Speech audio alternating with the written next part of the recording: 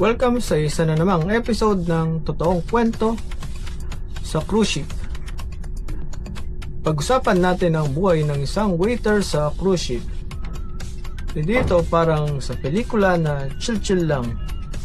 Kasi dito para kang waiter, runner, janitor, entertainer at minsan love guru. Amazing! Paggising sa barko, hindi alarm clock ang gigising sa'yo, kundi yung kabang malilate ka sa duty.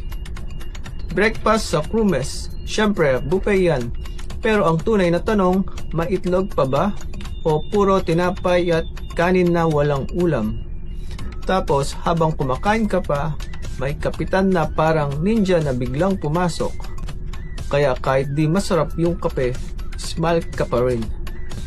At syempre may mga special guest din na mahilig magtanong ng walang kinalaman. Sabi nung guest, "Excuse me waiter, where is the captain?"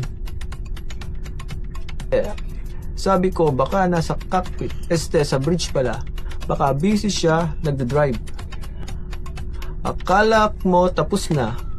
May safety drill pa. Imagine, nakapajama ka pa, biglang may announcement.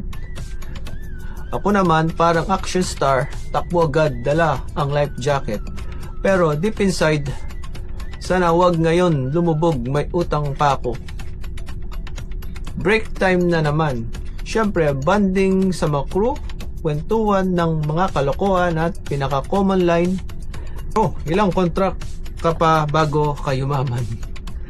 Siyempre, hindi natin alam, baka mas mabilis pa pumupas kaysa yumaman. Yan ang buhay ng waiter sa cruise ship. Para kang superhero, may powers ng multitasking.